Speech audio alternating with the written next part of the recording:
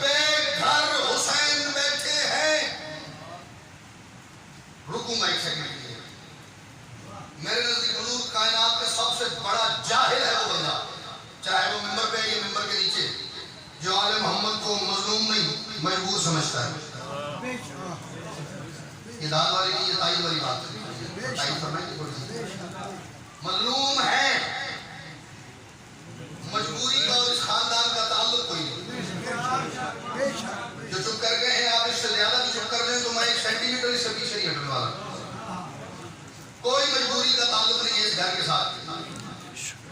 इन्होंने मसाइल को, मुश्किलात को, परेशानियों को जानबूझ के अपने तक आने दिया, अपने लिए नहीं, मेरे और आपके लिए, ताकि ये तकलीफें, दुख हम तक आए, फिर हम अपने मानने वालों को उनसे निकलने का रास्ता बताएं। मैं एक बात करना चाह रहा हूँ, इसमें सबको बोलना चाहिए था, लेकिन बुजुर्ग बोल पड़े, जवान कुछ कुछ बोले हैं, लोग कुछ कुछ मुस्कुराए हैं और कुछ ने मुस्कुराहट की जहमत भी नहीं की। शायद मैं बात उन तक डिलीवर नहीं कर पाया। ये कुरान है मेरे सामने, हुसैन बादशाह का जिक्र कुरान के हैसियत है, ये पूरे मजमे के साथ है। अब मेरी बात से बताइए, क्या बादशाह मोहम्मद को नहीं पता था कि खैबर में अली की जरूरत पड़ेगी? पता था, नहीं पता था, फिर क्यों नहीं लेके गए? पहले चेक किया, दूसरा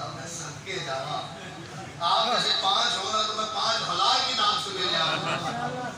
क्या खैबर पहली जंग थी कि रसूल खुदा चेक करना चाह रहे थे, मैं देखूं ये किस काबिल है, वो किस काबिल है,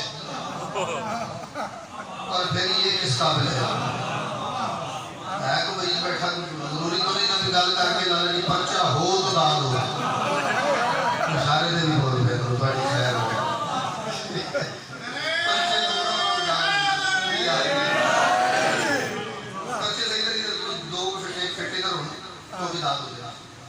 क्या बादशाह मोहम्मद को नहीं पता है?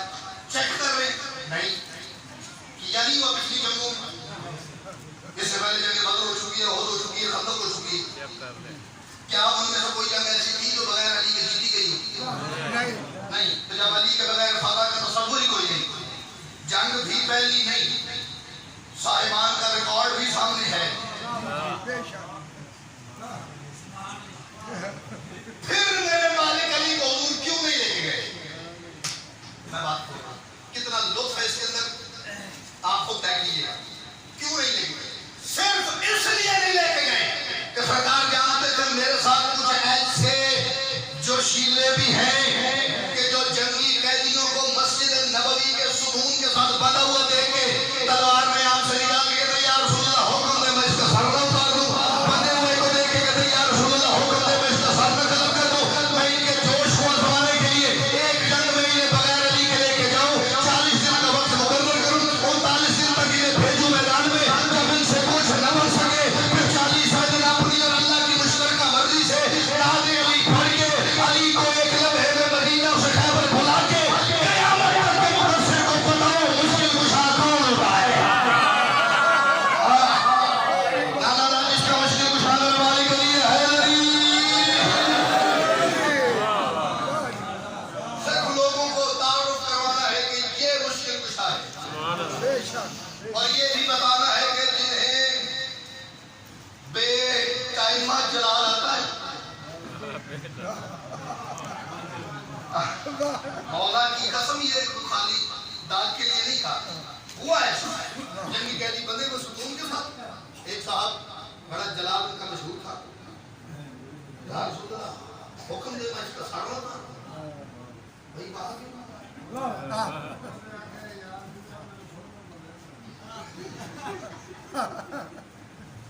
सबके जाओ, ये तबसरा बैठ करवा है, लेकिन है बड़ा मजेदार। ये मैं याद रखूंगा, कहीं बात करूंगा तो मैं आपका तबसरा कोट करूंगा भाई। उससे पहले माशाल्लाह ऐसी नीट एंड क्लीन लड़ाई लड़ते रहे हो, साफ शफाफ और अमन मुजाहिदीन। 3 जंगे हुई है पहले, ना किसी का सीना जख्मी, ना किसी की कमर जख्मी।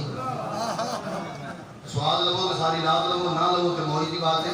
है ऐसी साफ शफाफ और अमन सुकून शांति वाली लड़ाई, ना किसी का सीना जख्मी, ना किसी की कमर जख्मी। क्योंकि सीना तो तब जख्मी हो हुजूर जब दुश्मन पर चढ़ के लड़ा जाए, और कमर तब जख्मी हो जब बंदा तीर से आहिस्ता भागता हो।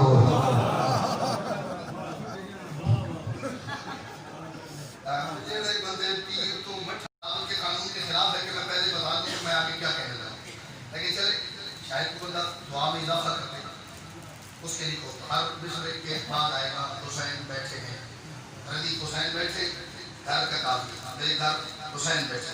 ये मत समझना कि बेघर हुसैन बैठे हैं, जमीन में अर्श बिछा कर हुसैन बैठे।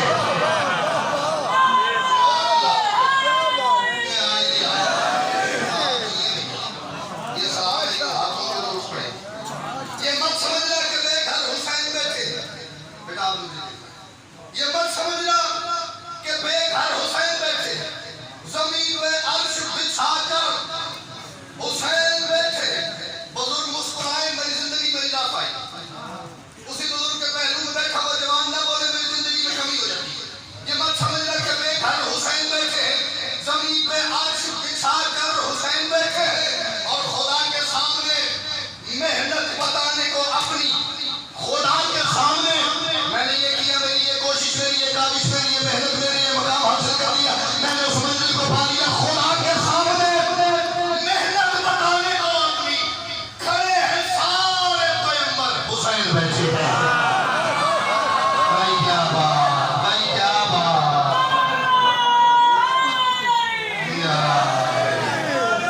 आपका नारा ना ग्लूकोज वाला भाई का नारा सुन के ना मुझे किबला मालिक करोड़ करोड़ दर्जात बुलंद फरमाए। किबला अब्दुल हकीम बुलतुराबी साहब वो बिल्कुल ऐसे नारा हो जाएगा। तो ये आपने स्टाइल सारी जिंदगी चेंज की।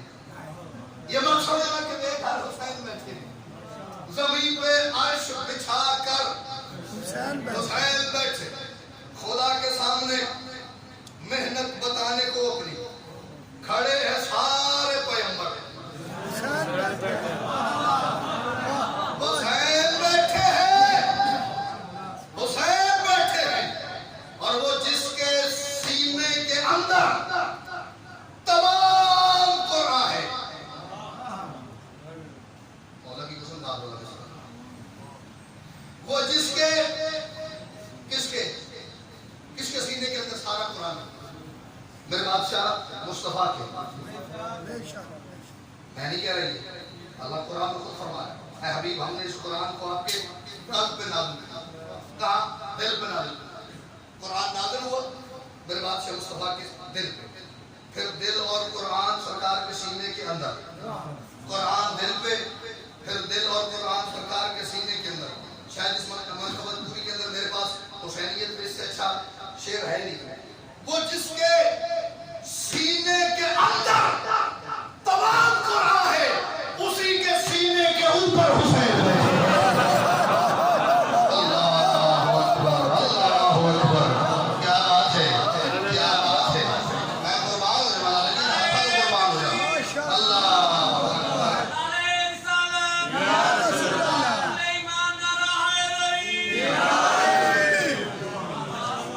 वो जिसके सीने के अंदर तमाम कुरान है, उसी के सीने के ऊपर हुसैन बैठे, हुसैन बैठे। एक शेर आहिस्ता से बोलूं, उसी के सीने के ऊपर हुसैन बैठे हैं। और कहा खुदा ने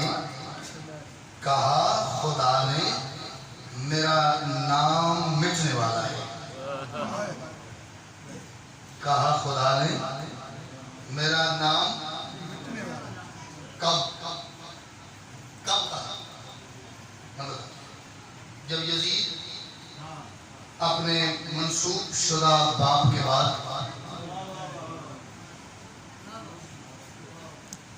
मुझे इस वक्त बड़ी बात चाहिए,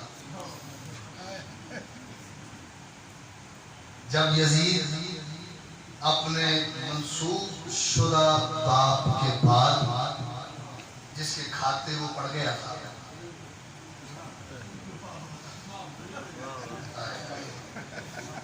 लकड़ियों के ढेर को मिंबर समझ के बैठा है, शेर को मेंबर समझ के बैठा। मैंने इस बुजुर्गों से ये बात सुनी है, ये आगे बच्चों पर। उसने हुजूर बैठते ही पहला ऐलान किया, उसने कहा कोई तौहीद नहीं, सारे को कोई नबूवत और रिसालत नहीं, कोई विलायत और इमामत नहीं, कोई कब्र बरज़ख माशर सजा जला सिला जन्नत दोज़ख कुछ नहीं है। फिर क्या है? ये बनी हाशिम ने इक़्तिदार हासिल करने के लिए अल्फाज मुतारफ करवाए। ये सिर्फ लफ्ज़ है, इनकी हकीकत कोई नहीं। तौहीद लफ्ज़ है, वजूद कोई नहीं। नबूवत और रिसालत अल्फाज हैं, इनका वजूद कोई नहीं। बरज़ख जन्नत दोज़ख ये अल्फाज हैं, इनका वजूद कोई नहीं। पहला हमला कहाँ हुआ? तौहीद पे। कहाँ हुआ? तौहीद पे। Smile please. कहाँ हुआ? तौहीद पे। तौहीद।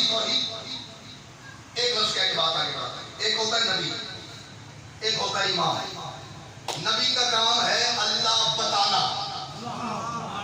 इमाम का काम है अल्लाह बचाना। सदके जाऊं, सदके जाऊं। नबी का काम है तौहीद पहुंचाना, बताना। इमाम का काम है तौहीद का तहफ़्फ़ुज़, तौहीद को बचाना, तौहीद की हिफाजत करना। पहला हमला हुआ, सिरे से तौहीद उसने कहा है ही नहीं, और जिसने अल्लाह बताना है वो आएगा नहीं। जिसने बताया था वो आखिरी नबी, आखिरी रसूल की हैसियत से इस ऐलान से 50 साल पहले पर्दा फरमा के मेरा बादशाह मोहम्मद जा चुका है, और नबी आएगा नहीं, और नबी आएगा नहीं। आज तक नहीं आया, आइंदा भी नहीं आएगा। ये दुबोता भी चुप कर गया तब भी नहीं आएगा। नबी नहीं आएगा, बिल्कुल नहीं आएगा। और जितना अकीदा खत्म नबूवत हमारा मजबूत है, किसी का नहीं। ये मेरा दावा है, चाहे आगे जाके पहुंचाना मेरा नाम लेके जहां बहस कर रही हो, आपका बेटा आपका भाई याद है।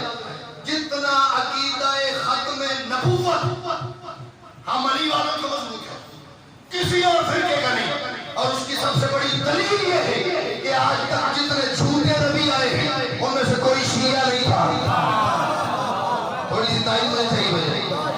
हाथ तो भी आए, हाथ खोलेंगे तो शायद दाद का दिल करेगा ऐसे, क्योंकि अभी आप बोलेंगे तो बड़े होकर ठीक बोलेंगे। कोई शिया नहीं था। लफ्ज़ पूरा ना करूंगा तो हुजूर मुझे तकलीफ होगी, चाय मैंने पिए ना वो मुझे गड़बड़ करेगी। क्यों शिया क्यों नहीं? जो आया है उधर से ही आया है।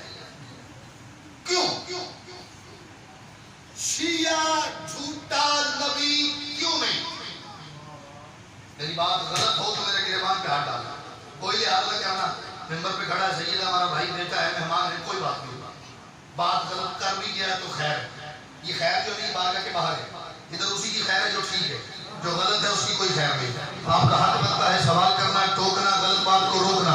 क्यों भैया शियों में से झूठा नबी कोई नहीं आया इधर? उसकी वजह ये है कि हमारी माओ का मिजाज ये बना हुआ है कि वो गोद में सोए हुए बच्चे की आंख खुलते ही उसकी पेशानी पे बोसा दे के कहती मेरा बेटा सारी जिंदगी याद रखना, अगर मोहम्मद के बाद अली नबी नहीं तो फिर कोई नहीं। अगर मुस्तफा के बाद अली नबी नहीं तो फिर कोई नहीं। तो फिर कोई नहीं। हमने लोग अगर मगर वाला जोड़ कर बात रखेगी, अगर हो